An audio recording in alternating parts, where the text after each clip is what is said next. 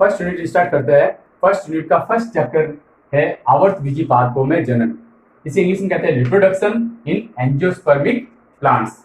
तो सबसे पहले अपन देखते हैं कि आवृतबीजी पादप क्या होते हैं।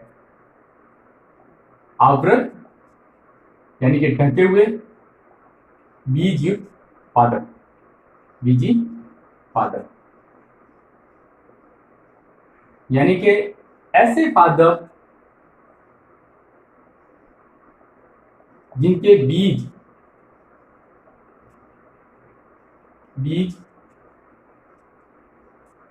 फल भित्ति द्वारा ढके होते हैं। ऐसे पादपों को अपन क्या कहेंगे?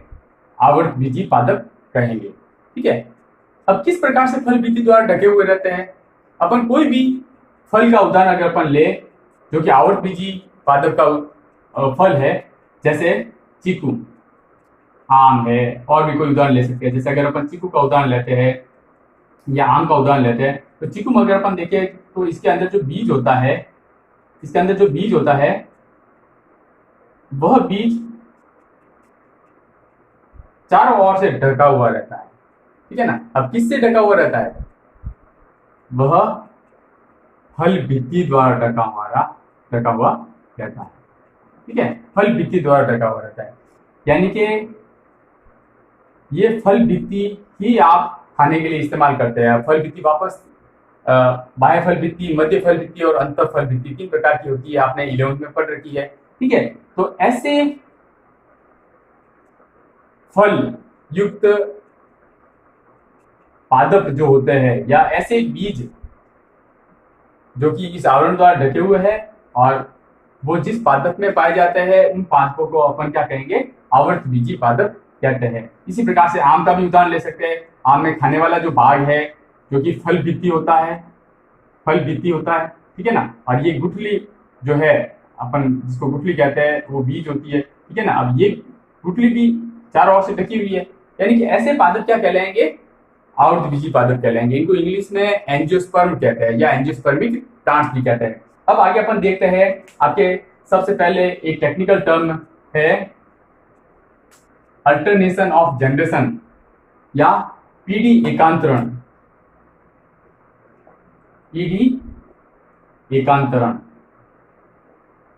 इसे इंग्लिश में कहते हैं अल्टरनेशन ऑफ जेनरेशन। अब इसका क्या मतलब होता है? इस पे भी सवाल आया हुआ है। इसका मतलब होता है, जैसे इसको इजीली अगर अपन शब्द 2 टुकड़ों में तोड़ करके अगर अपन देखें तो क्या मतलब होता है? पीढ़ी। ठीक है। पीढ़ी और एकांतरण यानी कि एक के बाद एक। अब एक के बाद एक क्या आ रही है? पीढ़ी आ रही है। एक के बाद एक पीढ़ी आ रही है, उसे अपन पीढ़ी एकांतरण कहेंगे। लेकिन अगर अपन इसको समझे तो वो कौन कौन सी पीढ़ियां है? तो पीढ़ियां बेसिकली 2 पीढ़ियां होती है।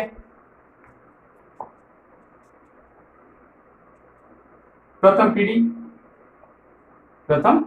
पीढ़ी, फर्स्ट जनरेशन। ठीक है। और दूसरी पीढ़ी होती है द्वितीय पीढ़ी। अब फर्स्ट जनरेशन या प्रथम पीढ़ी जो होती है वह कौन सी होती है? तो प्रथम पीढ़ी जो होती है वह पुष्प रहित पादप होता है। ऐसा पादप जिसमें अभी पुष्प नहीं लगा है। ठीक है। ऐसा पादप, आप देखो यहाँ पुष्प नहीं लगा है, ऐसा पादप जिसमें पुष्प नहीं लगा है, तो उस पीढ़ी को अपन कहेंगे प्रथम पीढ़ी। अब इसके लिए टेक्निकल टर्म है बीजाणुद्भिद पीढ़ी, जिसे इंग्लिश में अपन कहते हैं स्पोरोफाइटिक जनरेशन। ठीक है। अब इस पीढ़ी की क्या विशेषता होती है कि इसकी अगर गुणसूत्रीता देखें, तो वह 2n होती है। अपन जानते हैं कि द्विगुणित और अगुणित गुणसूत्रीता होती है। जैसे आप मानव के अंदर जो है 46 गुणसूत्र पाए जाते हैं, वो तो 2n है। ठीक है ना। और n गुणसूत्र की संख्या कितनी हो जाएगी? 23 हो जाएगी। इसी प्रकार से सारे जीवों में 2n या n के रूप में जो है गुणसूत्रीता पाई जाती है। तो ये जो प्रथम पीढ़ी होती है वह बीजाणुद्वित पीढ़ी होती है और वह 2n होती है, ठीक है, और वह दीर्घकालिक होती है। दीर्घकालिक यानी कि जब कोई भी बीज जो है अंकुरित होता है, अंकुरित होने के बाद में जब पूरा प्लांट बनता है, जब तक इसमें पुष्प नहीं आता है तब तक जो पीढ़ी होगी उसको अपन बीजाणुद्वित पीढ़ी कहेंगे। इसके बाद में जब उसी पादप में पुष्प आ जाएगा, ठीक है, उसी पादप में जब पुष्प आ जाएगा तो ऐसी पुष्प युक्त पादप जिसे अपन युग्मोद्भिद पीढ़ी कहते हैं, युग्मोद्भिद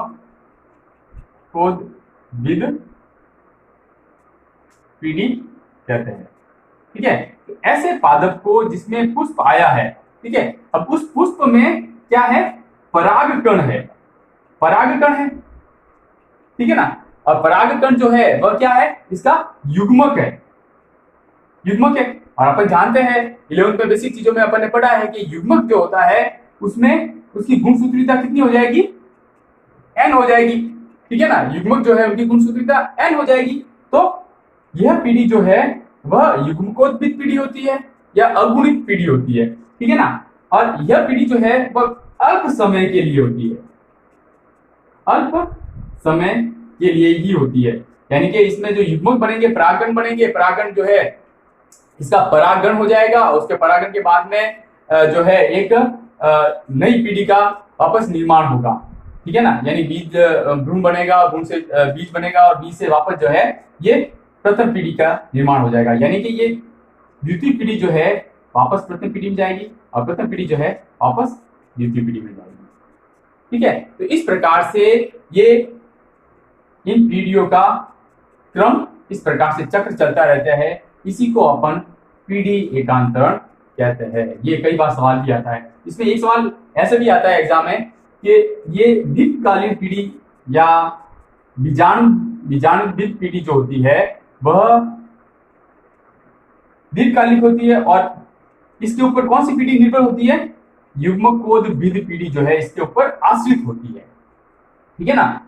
युग्मकोद्भिद पीढ़ी जो है कम समय के लिए होती है, इसलिए यह बीजाणुद्विद पीढ़ी के ऊपर आश्रित होती है, ठीक है ना। यानी स्पोरोफाइटिक जनरेशन के ऊपर यह डिपेंड होती है, ठीक है। तो ये पीढ़ी एकांतरण अपन ने समझा। ये एक ऐसा टेक्निकल टर्म है जो कि बीएससी तक आते आते भी बच्चों को कई बार ये चीज क्लियर नहीं हो पाती है। आप अपने सीनियर से भी पूछना, उसमें से भी कई जने नहीं बता पाएंगे। चलो आगे अपन देखते हैं जनन। अब जनन यानी कि रिप्रोडक्शन, रिप्रोडक्शन। अब जनन क्या होता है, जनन के बारे में अगर अपन देखें तो जनन की परिभाषा देखें तो जनन की परिभाषा होती है अपने समान संतति उत्पन्न करने का जीवों का गुण क्या कहलाता है, जनन कहलाता है, ठीक है। अब ये जनन जरूरी क्यों है, ठीक है। जनन के बारे में हम स्टार्टिंग की क्लासों से पढ़ते हुए आ रहे हैं कि जनन जो है अपने समान संतति उत्पन्न करने का गुण होता है। यानी मानव जो है वो मानव के समान संतति उत्पन्न करेगा और जैसे पादपों में देखें तो नीम है तो नीम अपने समान संतति उत्पन्न करेगा। लेकिन ये संतति उत्पन्न करने का जो गुण है वह जनन आवश्यक क्यों है, यानी कि क्यों जरूरी है।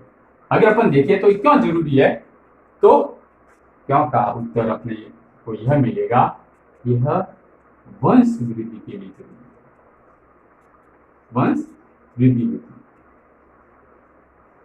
क्योंकि अगर सोचिए एक पादप है जैसे नीम, उसका ये वृक्ष है, अगर एक पीढ़ी के बाद में ही अगर ये नष्ट हो गया तो अगली पीढ़ी तो इसकी आएगी नहीं, ठीक है ना। तो इसकी वंश वृद्धि कैसे होगी, तो इसकी वंश वृद्धि बनाए रखने के लिए प्रकृति में जनन आवश्यक होता है।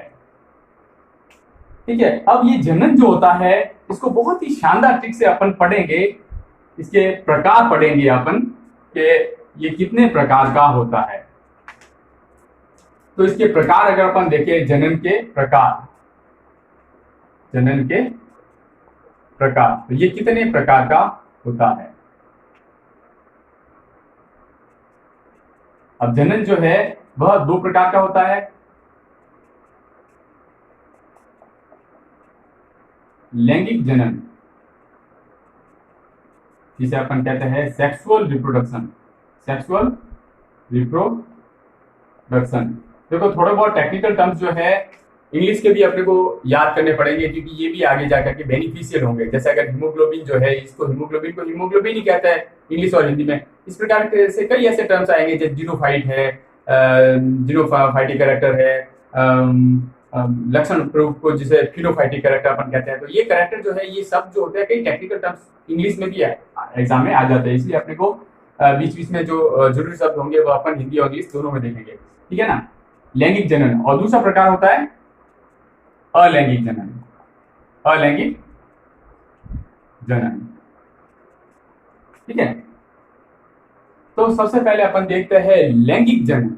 लैंगिक जनन क्या होता है? तो लैंगिक जनन अपन शब्द के ऊपर अगर जाए तो शब्द में ही इसकी परिभाषा छुपी हुई जाती है, लेकिन अपन एग्जाम में कई बार क्या है, अपने दिमाग को घिसने लग जाते हैं कि अरे यार इसका आंसर क्या होगा, इसका आंसर क्या होगा। लेकिन कई बार अगर अपन शब्दों पे ध्यान नहीं रहते, शब्द में ही कई बार उसकी परिभाषा छुपी हुई रहती है। तो लैंगिक यानी कि लैंगिक कोशिकाएं या लैंगिक कोशिकाओं की सहायता से जनन होता है, ठीक है। तो उसको अपन लैंगिक जनन कहेंगे। अब लैंगिक जनन की वास्तविक परिभाषा अभी मैं बताऊंगा, लेकिन लैंगिक कोशिका किसमें पाई जाती है? पुष्प में, ठीक है ना। लैंगिक कोशिका किसमें पाई जाएगी? पुष्प में। अगर अपन लैंगिक जनन की परिभाषा अगर अपन देखें तो लैंगिक जनन की परिभाषा लिखिए। लैंगिक जनन की परिभाषा होती है अर्धसूत्री विभाजन एवं युग्मक संलयन की सहायता से होने वाला जनन लैंगिक जनन कहलाता है।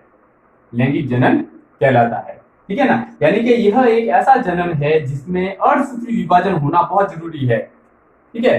अर्धसूत्री विभाजन के बिना ये लैंगिक जनन संभव नहीं होगा, क्योंकि अर्धसूत्री विभाजन के द्वारा ही युग्मकों का निर्माण होगा। युग्मक जो कि एन होते हैं, ठीक है। और वह अंडाणु प्लस शुक्राणु अपन कह सकते हैं, जैसे मानव की बात करें, ठीक है ना। तो अंडाणु और शुक्राणु होते हैं, अंडाणु शुक्राणु से मिलने से युग्मनज बनेगा, युग्मनज। और इस प्रकार से एक संतान का निर्माण होगा, ठीक है ना। तो इसमें युग्मकों की आवश्यकता से ही संतान का निर्माण हुआ है, ठीक है ना। यानी कि अर्धसूत्री विभाजन हुआ है इसमें, और उसके बाद में युग्मकों का संलयन हुआ है। देखो अंडाणु और शुक्राणु का संलयन हुआ है, ठीक है ना। इन दोनों के द्वारा जो जनन होता है उसको अपन कहेंगे लैंगिक जनन। अब अगर इसको प्लांट्स में अगर अपन समझने की कोशिश करें तो प्लांट्स में लैंगिक कोशिकाएं कौन सी होती है, इसको अगर अपन देखें, अपन पढ़ रहे हैं लैंगिक जनन, सेक्सुअल रिप्रोडक्शन। अब लैंगिक जनन में मैंने बताया था ये लैंगिक कोशिकाएं होती है, लैंगिक कोशिकाएं, कोशिकाएं। अब ये लैंगिक कोशिकाएं जो है नर कोशिका और मादा कोशिका या नर युग्मक और मादा युग्मक बनाते हैं, जिन्हें अपन कहते हैं परागकण, पॉलन ग्रेन्स, जो कि नर युग्मक है, नर युग्मक है। और इसी प्रकार से अंड कोशिका होती है जो कि मादा युग्मक होता है। अब क्या होता है, इन दोनों का संलयन होता है, संलयन होता है, संलयन या निषेचन होता है, और उसके द्वारा इस प्रकार से ये युग्मनज का निर्माण होता है। किसका निर्माण होता है?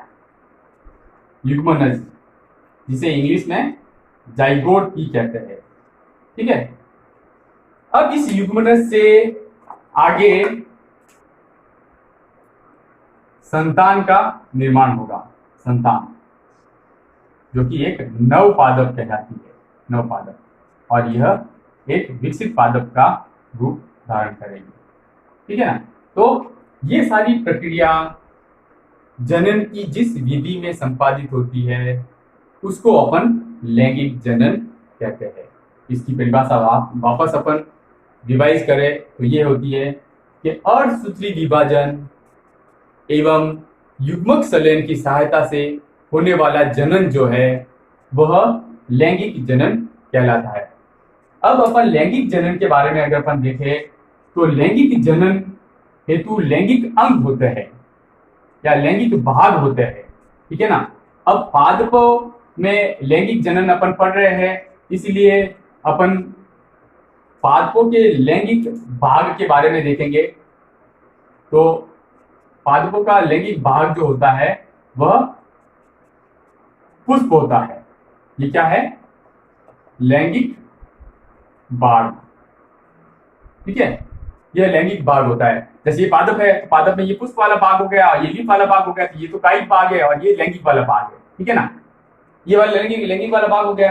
अब ये लैंगिक वाला जो भाग होता है, अब पुष्प जो होता है, अब पुष्प की संरचना अपन देखेंगे, लेकिन इससे पहले इसके बारे में कॉमन इंट्रोडक्शन इसका देखते हैं। इसके प्रकार अपन देखें तो पुष्प जो होता है वह दो प्रकार का होता है। एक होता है पूर्ण पुष्प, पूर्ण पुष्प, और दूसरा होता है अपूर्ण पुष्प, अपूर्ण पुष्प। अब पूर्ण पुष्प और अपूर्ण पुष्प में क्या फर्क है? अपन ने अभी तक यही पढ़ा है कि पुष्प होता है, लेकिन ये अपूर्ण पुष्प और पूर्ण पुष्प वाली क्या बोला है? इस पे सवाल भी आया हुआ है, प्रैक्टिकल में भी वाइवा में पूछ सकते हैं, प्रैक्टिकल एग्जाम में भी ये जो है सवाल आया हुआ आता है, और उसके अलावा जो है थ्योरी में भी ये सवाल आता है। तो पूर्ण पुष्प अगर अपन बात करें, पूर्ण है, कहीं कहीं ये पूर्ण है। अब ऐसी क्या चीजें हैं जिनकी वजह से ये पूर्ण है? तो वह चीजें, चार चीजें हैं। अब चार चीजें कौन कौन सी है? अगर 11th में आपने पढ़ा है तो वापस दिमाग पर जोर डालिए। यानी कि पुष्प के चार भाग ही है। ठीक है ना, पुष्प के चार भाग ही है। अब वह चार भाग कौन कौन से हैं, या पुष्प के चार अंग कौन कौन से हैं? तो अगर अपन देखें तो पुष्प के चार अंग जो है, सबसे पहला अंग होता है बाह्यदल, जिसे इंग्लिश में कैलिक्स कहते हैं, जिसको पुष्प सूत्र लिखते समय सी से डिनोट करते हैं। ठीक है ना, 11th में अपन ने पढ़ा है। ठीक है ना, उसके बाद में दूसरा भाग होता है दल, जिसे कोरोला कहते हैं, कोरोला, इसको के से डिनोट करते हैं और इसको सी से डिनोट करते हैं। ठीक है, और इसके बाद में आएगा, क्या आएगा बताइए? पुमंग। गुड। ठीक है, पुमंग को अपन इंग्लिश में एंड्रोसियम कहते हैं, एंड्रोसियम, और इसको ए से डिनोट करते हैं। ठीक है, और अगला है, क्या आएगा? जायांग, जिसे गाइनोसियम, गाइनोसियम अपन कहते हैं, और जिसे जी से डिनोट करते हैं। पुष्प सूत्र लिखते टाइम अपन इसको शॉर्ट टिप्स में KCAG के हिसाब से अपन याद रखेंगे। ठीक है ना, पुष्प सूत्र यानी के कितना है, सी कितना है, जी कितना है। ठीक है ना, ये इस प्रकार से इसको पुष्प सूत्र लिखने की बहुत शॉर्ट ट्रिक है। कभी मैं पुष्प सूत्र पढ़ाऊंगा तब आपको बताऊंगा। वैसे 11th में था ये। चलो आगे अपन देखते हैं। तो ऐसे पुष्प को, जिसमें पुष्प के चारों भाग उपस्थित होते हैं, ऐसे पुष्प को अपन पूर्ण पुष्प कहते हैं। ठीक है, जबकि अपूर्ण पुष्प, अब अपूर्ण पुष्प में अपन थोड़ा IQ लगा सकते हैं। अब यानी कि ये अपूर्ण पुष्प में कहीं कहीं कोई भी एक या दो भाग उपस्थित नहीं होगा, जैसे बाह्य दल नहीं हुआ या उमंगे जाएंगे, कोई भी एक या दो भाग जो है वह अनुपस्थित होते हैं, यानी कि ये चारों भाग पूर्ण रूप से उपस्थित नहीं होते हैं। ऐसे पुष्प को अपन अपूर्ण पुष्प कहते हैं। अब अपन पूर्ण पुष्प और अपूर्ण पुष्प के उदाहरण अगर देखें तो पूर्ण पुष्प और पूर्ण पुष्प होते कौन से? तो पूर्ण पुष्प का उदाहरण है सरसों, ठीक है ना, सरसों उदाहरण अपन ले सकते हैं, और भी गुड़हल है, ये उदाहरण ले सकते हैं। जबकि अपूर्ण पुष्प में अपन देखें तो पपीता वगैरह इसके उदाहरण हो सकते हैं, ठीक है। तो इस प्रकार से अपन ने पूर्ण पुष्प और अपूर्ण पुष्प के बारे में पढ़ा। अब इसकी संरचना अपन देखेंगे और संरचना के द्वारा इसको डिटेल में समझेंगे कि पुष्प के अंदर वो चारों भाग कहाँ पाए जाते हैं और किस रूप में स्थित होते हैं, ठीक है। तो इसका डायग्राम अपन बनाएंगे। ये जो मैंने बनाया है, ये स्त्री केसर वाला भाग है, ये वाला भाग हो जाएगा, ठीक। ये अंडाशय वाला भाग हो जाएगा, और अंडाशय के नीचे जो है ये पुष्पासन वाला भाग होता है। अब इस अंडाशय के नीचे से ही जो है दूसरा भाग निकलेगा, जिसे पुंकेसर कहते हैं।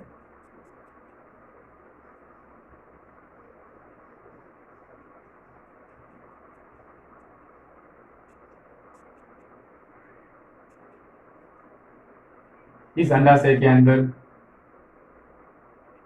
ये अंडाशय कोष्ठ होता है। आपकी किताब में ये ऐसा नहीं लिखा हुआ है अंडाशय कोष्ठ, लेकिन आपको बता देता हूँ ये अंडाशय कोष्ठ होता है। और इस अंडाशय कोष्ठ के अंदर ऐसे छोटे छोटे लॉलीपॉप नुमा संरचना लगी रहती है, जिसे अपन बीजांड कहते हैं, ठीक है, जिसे अपन बीजांड कहते हैं। अब क्या होता है कि ये जो पुष्पासन वक्र है, यहां से पुष्प के और भी भाग निकलते हैं, जिसे दल कहते हैं। और इसके नीचे की ओर ग्रीन कलर का पोर्शन निकलता है, जिसे अपन बाह्य दल कहते हैं। और ये भाग एक डंडी नुमा संरचना द्वारा पादप की टहनी से जुड़ा हुआ रहता है, जिसे पुष्प वृंत कहते हैं। पुष्प वृंत इंग्लिश में कहते हैं पेडिसेल, ठीक है। तो ये इसकी संरचना हो गई। अब इसी को अपन वापस 1 बाय 1 चार भागों के हिसाब से पढ़े कि पूर्ण पुष्प के हिसाब से पढ़े। तो सबसे बाहर वाले ये जो भाग है, ये क्या कहलाता है? बाह्य दल, जो कि हरे रंग का होता है। इसको कैलिक्स कहते हैं, कैलिक्स और के द्वारा डिनोट करते हैं, ठीक है ना। बाह्य दल सबसे बाहर की तरफ स्थित होगा। अब इसके अंदर की तरफ जो भाग होगा उसको अपन क्या कहेंगे? दल कहेंगे। इसके अंदर की तरफ जो भाग है इसको क्या कहेंगे? दल। और इसको इंग्लिश में कहते हैं कोरोला सी से डिनोट करते हैं, ठीक है, कोरोला कहते हैं। इसको आम भाषा में पंखुड़िया भी कह देते हैं, ठीक है ना। पुष्प की पंखुड़िया होती है, जैसे गुलाब है उसको बहुत सारी पंखुड़िया है, कमल है उसको बहुत सारी पंखुड़िया है। तो जो पंखुड़िया है ना, वो क्या है? दल है। दल यानी कि एक समूह के रूप में भी आप याद रख सकते हैं, जो ज्यादा रूप में ज्यादा संख्या में पाई जा रही है वो एक दल है, ठीक है ना। इसलिए इसका नाम दल पड़ गया है, कोरोला इसको अपन कहते हैं। अब इसके अंदर वाला जो भाग है, इसके अंदर वाले भाग को अपन सबसे ऊपर वाले भाग को अपन कहेंगे, सबसे ऊपर वाले भाग को पराग कण कहते हैं, सॉरी परागकोश। परागकण तो इसके अंदर पाए जाते हैं, ठीक है ना, परागकोश कहते हैं। और ये वाला जो भाग होता है वह पुतंतु होता है, पुतंतु, ठीक है। इसको दोनों को मिलाकर के अपन पुमंग कहेंगे, ठीक है। इसको दोनों को मिलाकर के अपन पुमंग कहेंगे। अब पुमंग क्या होता है? एक ग्रुप होता है, ठीक है ना, उसको अपन पुमंग कहते हैं।